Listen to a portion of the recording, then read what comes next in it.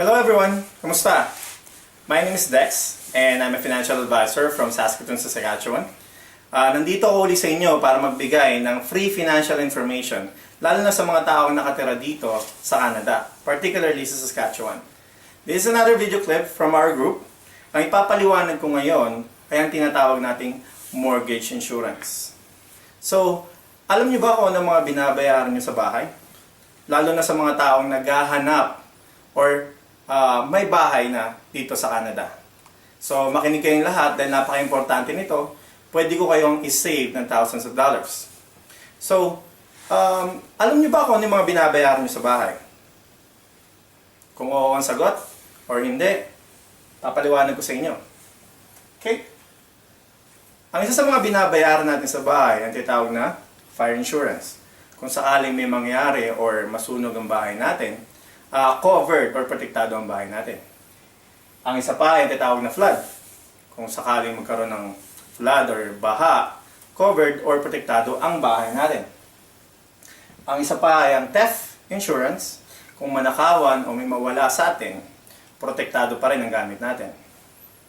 Tax or property tax, siguro naman alam natin lahat yan, na nagbabayad tayo ng property tax sa gobyerno.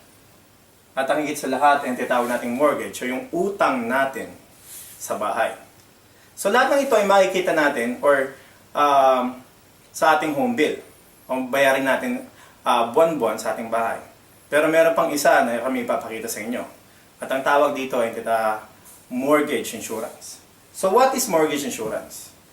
Ang mortgage insurance ay proteksyon ng utang mo sa bahay kung sakaling may mangyaring masama sa iyo.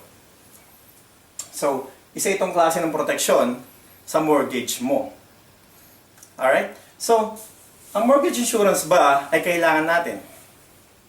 Ang sagot, hindi natin kailangan ng mortgage insurance because this is optional. Lalo na kung meron tayong tinatawag na life insurance. So, ano ba ang life insurance naman? Maraming klase ng life insurance. Meron tayong tinatawag na term, meron tayong tinatawag na permanent. Sa susunod na video clip namin, ipapaliwanag namin kung ano ang iba't ibang klase ng life insurance. Alright? So, sa life insurance, ang maganda rito ay ang beneficiary ay ang family mo.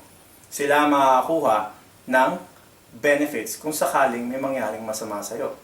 Ito ay isang klase ng proteksyon sa family mo if something happened to you. Ngayon, kailangan ba natin ng mortgage insurance kung meron na tayong life insurance? Ang sagot dyan, hindi na, lalo na kung sapat ang life insurance natin. So halimbawa, ang bahay mo ay nagkakahalaga ng 300,000. Ang kailangan mo na mortgage insurance ay 300,000.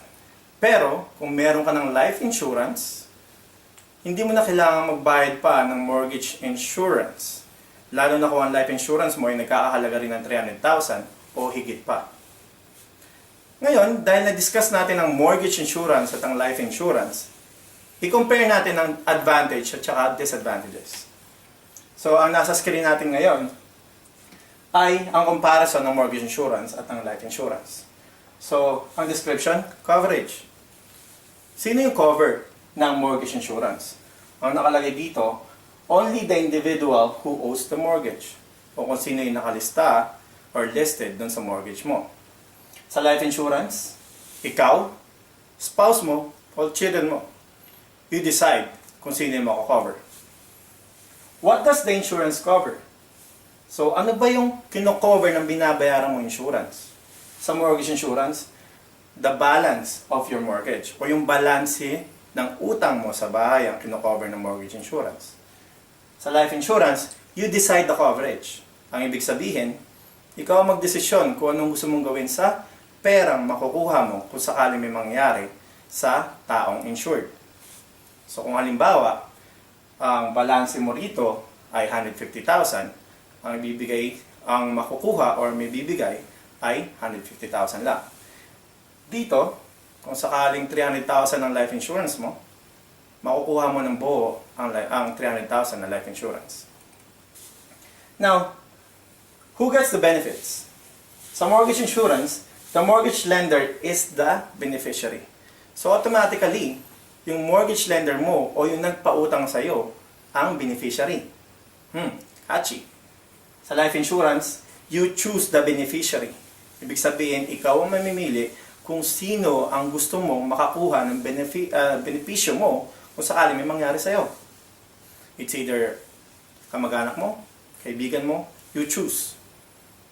At ang pinakahuli, what happens when I paid off my mortgage? So, ano ang mangyayari kung sakaling nabayaran ko na yung utang ko sa bahay after 30 years? Sa mortgage insurance, after 30 years mong binayaran ang mortgage insurance mo, paid premiums will not be returned. Hindi na maibabalik sa iyo yun. So, parang car insurance din, na ang binayad mo na insurance ay hindi na babalik sa iyo.